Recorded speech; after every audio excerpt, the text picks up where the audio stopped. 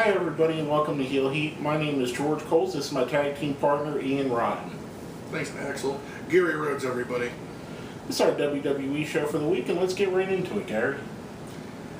It started off with a match between Bryan and Barrett. Maddox being the special referee.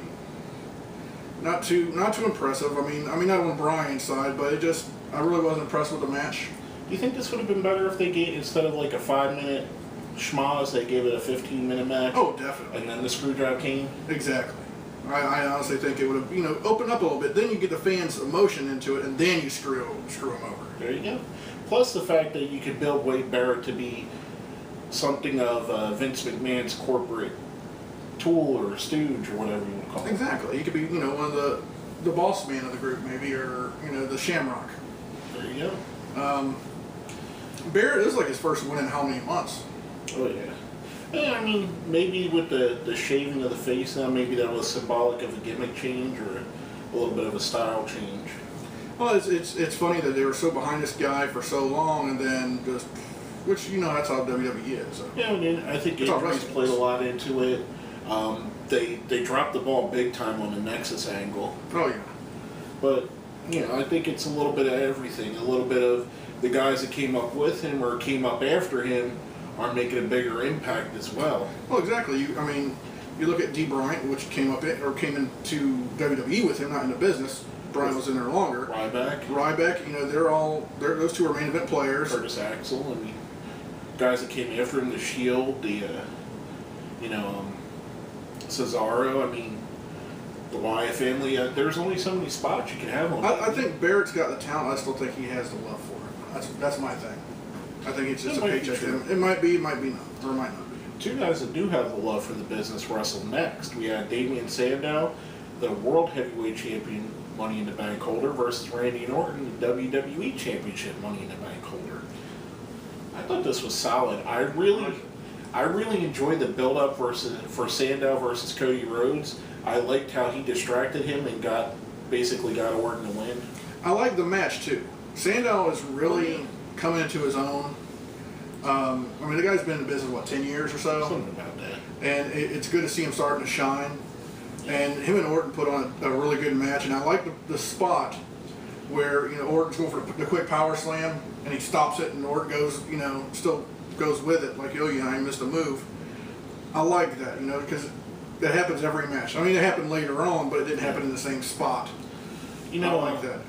Orton gets too repetitive. I was thinking, I think Orton might be on the hottest streak he's been on in a long time. Oh, yeah. If you've noticed the matches he's been in and the promos he's been cutting have been real. The promos have been spot on and the matches have been spot on as well as of late, probably within the last 2 months. Now, is it because he knows he's going to have a title run and that's got him more motivated? Because Orton does seem to have the motivation issues. I think with all his personal issues aside and everything like that, he's just getting into wrestling right now and clearing his head. That's another love he has, and the divorce and all that stuff aside, maybe he's just pouring himself in the wrestling business right now and, trying to find himself. Yeah. And speaking of finding yourself, I found myself wanting to punch myself in the face after this next match. The Great Khali and the normally reliable Natalya versus AJ Lee and Big E Langston. Now, coming into this, you would think Khali would be the guy that would botch out all these, but somewhere in there, Natalya and AJ botched. They had to do the finish twice. Don't forget the referee, too. Well, I don't know whose fault it was. Did Natalya go for it early? Did AJ tap early? Was the ref out of position? Was it a combination of three? Well, you got this mixed tag team going into SummerSlam against another tag team. So they should have won this match. Granted that Big E should have just, beat Khali and called it a day. But the sorry sharpshooter, which, it was applied good both times. It just, I don't know. It was, to me, it was weird. One of the worst finishes ever. It was just weird. And the thing of it is, the Natalya's getting the rub off of Total Divas, but on Total Divas, they're hyping her being in a relationship with TJ, who's Tyson Kidd, and on the show she's skipping out to the ring holding Khali's hand. I don't know.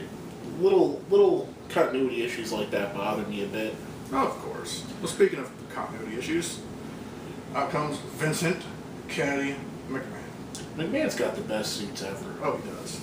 And he's coming to the ring talking about the match between Cena and Daniel Bryan at SummerSlam, which brings out Maddox to say that he could be the referee, which brings out Triple H saying he will be the referee, and emphatically putting an exclamation point on that. Dude, I think that was one of the hardest hitting pedigrees I've seen Triple H hit in a long time. Because you see the way Maddox's head hit. Yeah. Oh, that was a nasty bump. It kind of reminded me, and this is dating myself here, and you'll know because you remember. Remember the one that he hit on Jeff Hardy? Yeah, when Jeff Hardy was still a nobody in the organization. His legs went straight up in the air like that. Yeah, it kind of reminded me of that one. But I thought it was good. I mean, last time we had Triple H in a referee spot at SummerSlam is when Del Rio cashed in on CM Punk. Yep. But furthering along the McMahon storyline, which it is what it is. I think it adds a little flavor to it. I think they should stay away from Punk and Cena. That should be able to sell itself. Bryan and Cena. Bryan and Cena, I'm sorry. Like, wait a second. Well, I was just talking about Punk the and match. Lesnar. I was just talking about the Bryan, Punk and Cena match from a couple of years back. Well, speaking of matches, the next match was Kane versus Titus O'Neil. I didn't like this. I didn't like it either. I'm a big Kane fan, and you know that. Nothing against Kane, nothing against how they worked the match. I don't think Titus O'Neil should have got squashed so easy. That's my biggest complaint about the whole match. You know, they're trying to build, separate the primetime players up, and they're trying to build him up for a decent run, and they let Kane squash him. Mind you, Kane is supposed to be this monster and everything like that. Then you keep them two away from each other until they're at a pay-per-view or something like that, just kind of build this kid up. I did like the after when the Wyatt family came down and the lights went out and Kane ended up being behind him. Yes. I thought that was good, some good old school Kane. What do you think about the Inferno Ring of Fire match, the PG Ring of Fire where you don't have to set them on fire anymore? I don't know, man. I forgot about his other Inferno match was with MVP. Well, he did one with MVP, he did one with X-Pac. Did he do one on Xbox? I just remember him and the Taker, and I remember the MVP one. I don't remember the Xbox. He did one with X-Pac. Remember when they broke up because Tori left Kane for X-Pac? Yeah. See, you're bringing out Bray Wyatt for his big debut for the WWE, not his NXT debut, and you're putting him in an Inferno match. When Inferno matches, I don't know, I'm not a big fan of those. Well, it's not an Inferno. Basically, it's to keep everybody out of the ring. Yeah, it's not the same. Do a Hell in a Cell. How much? I think a Hell in a Cell. You can show this kid. More setup, though. Yeah, I don't know. I don't mind because of the history of Kane.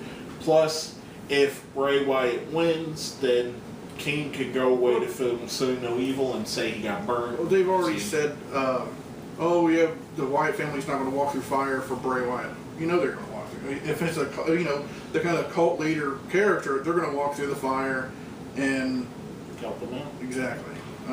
They already ruined it for me. You know who's been really interesting as of late, ever since his split with Rodriguez, and even going back for when Rodriguez was suspended. I like Alberto Del Rio and his character development. And I'm speaking of that because the next match was him versus Kofi Kingston. I like the edge that he has now, the more sadistic, more violent. He's not boring. He's not boring no more. I mean, if he keeps his style up, he kind of reminds me of a hybrid between Triple H's Cerebral Assassin gimmick and the Apex Predator. Yeah. Kind of like a Randy Orton-ish gimmick. And the Kofi looked very strong in this match. Kofi's come back. He's looks to me like he's slimmed down. Maybe, took some muscle mass and more lean muscle where he can move around a little bit faster than he was before. Not that he wasn't fast already. I liked it. I thought it was a good match. If nothing else, it gets Alberto Del Rio ready for a match of a guy of a similar skill set as Christian, who will be fighting at the pay-per-view. Well, the next match was the Real Americans versus the Usos. I like this match. I knew you would. The problem I have is you build up the Usos, and now they lose cleanly to the Americans. No, Usos won. I thought no, okay, you're right. Usos won. They won with a roll-up, so they didn't, use their finisher or anything like that to beat them, which is good because, I hate seeing the Real Americans losing. It was a roll-up on Swagger. Yeah. But, the match was excellent. I like the way these two worked against each other. If I went to a house show, and this was the main event for the house show, if they didn't have no giant names, I would go to the house show to see this match. Hey, it's a good match. I did like the spot where Swagger pushed him up. I forget which one of the Usos because they're so easy to confuse, and they hit the pop-up uppercut. Yeah. I think there's so much that can be done with the Real Americans just based on their strength levels. And Antonio Cesaro is such an innovative wrestler that I think that could come into this. As well as the Usos, they take a lot from their father, Rikishi and Samu. When they were a tag team, they borrow a lot of that style, but they have some innovation too. And they're a lot faster. And they have a lot more of a, what you call, hybrid. How about this before we get into that? Yeah. What do you think, how good do you think a match would be between the Shield, the Real Americans, and the Usos? A triple threat for the tag titles. It'd be real good. They have the potential to have an excellent tag team division, but they don't want to do it. You got these two teams. You got the Wyatts. The Wyatts team. You got Shield. You got the potential, the primetime players still, the Colognes, if they're on the show wherever they are. Yeah, exactly. But you could put Hawkins and Ryder back together. Not like they're doing anything. Exactly. Now, speaking of the Usos, who are brothers, we're going to go into our question of the week from last week, and that was, who's been your favorite family in wrestling? Now, we have some answers from our friends before we get into our opinions. The first is from our friend Closure Damas. I would have to say the Hart family. So much deep talent and prestige throughout the family and the members of the Stu Hart Dungeon. Good answer there. Also, next is from our friend Handsome Pat Fannin. As a citizen of the great Commonwealth of Kentucky, I am a fan of the Godwins, managed by Mudlick's own Hillbilly Jim. The hit from Mudlick. More of a kayfabe the answer, but hey, you can nothing wrong with liking the Godwins. They were solid workers. Oh yeah. What's your opinion, Gary? Well, speaking of kayfabe, I'm going with the Heenan family. I know your real answer. The Hennecks? Yeah, I knew that was. I just like Kurt. Kurt was my favorite wrestler of all time. I like the Shawn Michaels and stuff like that, but that'd be my group. That'd be my family. Yeah. My family is the group of half brothers. Oh God. Bubba Ray, Devon, Little Spike, Big Dick, dances with. You've got Mama Faye and Levon. They're not the real. That's the parents. They're not the real parents. Man, come on. Edgy Christian said the Dudley clan. How about Edgy Christian? That's my kayfabe answer. If I was going kayfabe, I'd go with the Dudleys. My real answer, it's kind of a hard one for me. I think, honestly, I think the Funk family between Terry and Dory Jr., they're two awesome wrestlers. I like everything they did, and it's a pretty good group. It's hard to argue with Closure with the Hart family with all the success they had, and the people that are married into the family. Surprised that no one said the Anoa'i family, the Samoan family. Can't really argue with that either. You got The Rock, the Usos, everybody. But mine... Yokozuna, you got so many world champions, tag team champions, intercontinental champions. But I'm gonna stick with mine, say the Funks are my favorite, just mostly because of Terry. Oh yeah. But Dory was good too. In his prime. Yeah. Now coming off of that, our question of the week for this week is, what was your favorite SummerSlam match of all time? Now, being as our next show isn't going to air until after SummerSlam, you can add a match from this SummerSlam if you so choose. But let us know what you think. Hit us up on our Facebook. Hit us up on Twitter. Put it down where? Down there. Down in the comments. No baseball bat? that was like a strike and a half. Just one way. That's fine. Anyway, Balco's calling. They want their roids back. We had the next segment, which I thought going in was going to be horrible. We had Miz TV with Daniel Bryan and John Cena. I thought Daniel Bryan had some really good points. See the shirt? It's a parody. I do like what Cena did. The only issue I have is Cena is using the same interview every month now. Everybody disrespects me. 5 moves of doom. Take my shirt off. No, I don't care if they cheer me. I don't care if they boo. It's the same interview from Cena. Daniel Bryan did his best, and Cena did a good job too selling this match. But Daniel Bryan did his best to breathe new life into it, and there was some really great points, some things that I think are absolutely true. Which anytime you build truth into it, makes it better. The point he made about to you, this is just another SummerSlam. To me, this is the biggest match of my life. I think that's true. This is a kid that grew up wanting to be the WWE World Champion, kind of like his mentor, Shawn Michaels. Same kind of story where he's always been told he's too small, he doesn't have a good enough personality, he'll never make it because he doesn't have the look. All this stuff he's been told no, and he's kicked down every door in front of him. But, and the line of the night is, I'm a wrestler, you're an entertainer.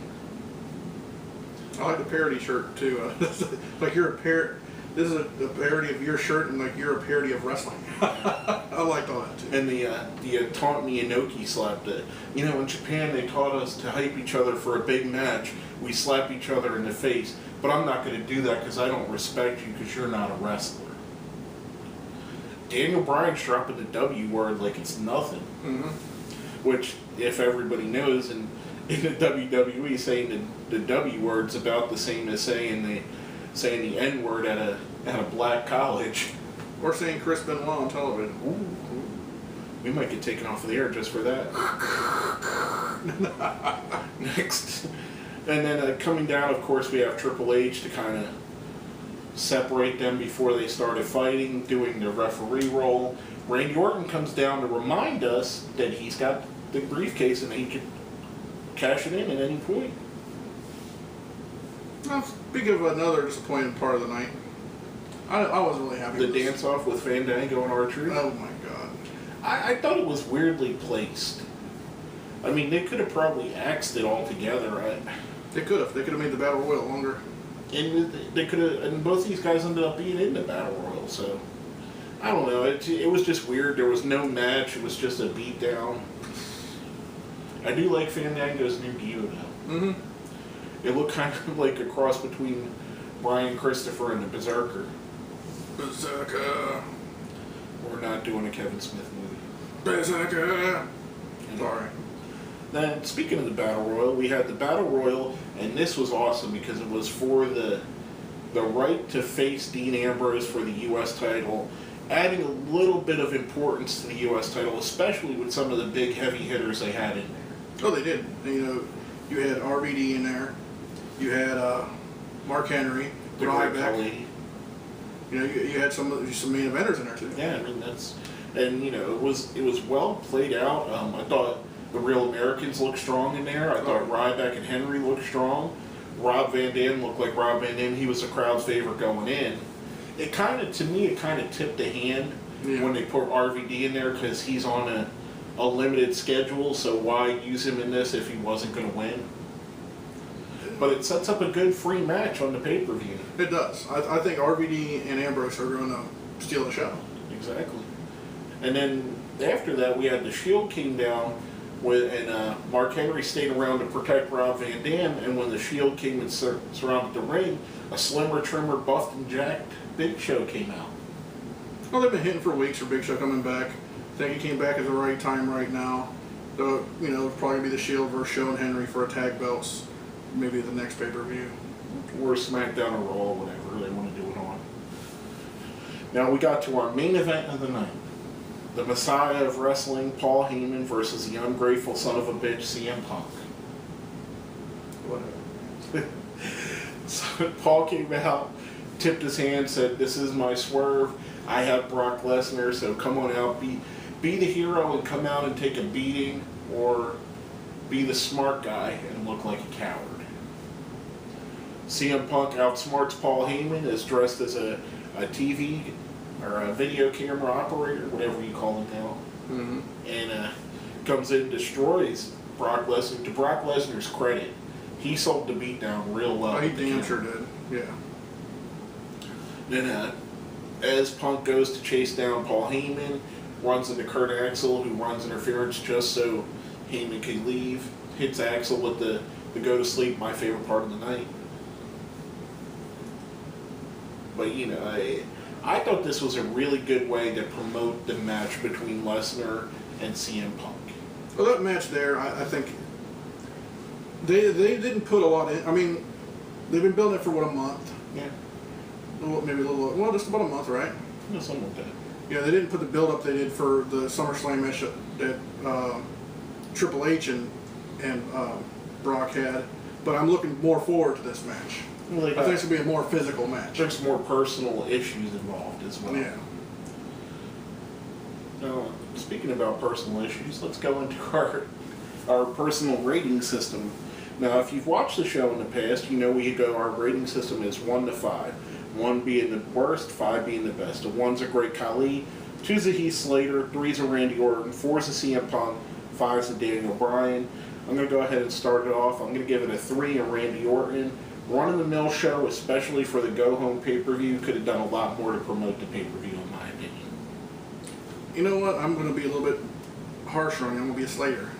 You know, like you just said, this is the pay-per-view before SummerSlam. You had a few points of greatness in this show, but the rest of it was just mediocre at best and just plain bullshit. The mixed match pissed me off. The funky start kind of started me off kind of weird. I wasn't into it. And the shows are getting a lot better. Yeah. I find myself looking more forward to watching wrestling, and I love wrestling, but it's just sometimes it's a labor of love. Exactly, and this year it was a labor of love show. I mean, the highlights to me were the Battle Royal.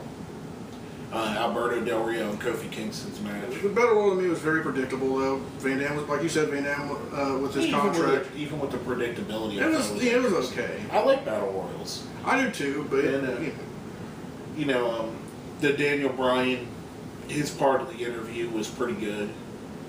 Yeah, the CM Punk and Paul Heyman thing I thought was the only thing that really sold the pay-per-view. Exactly. Out of everything. I mean, even the Cena and Bryan interaction to me didn't sell the pay-per-view.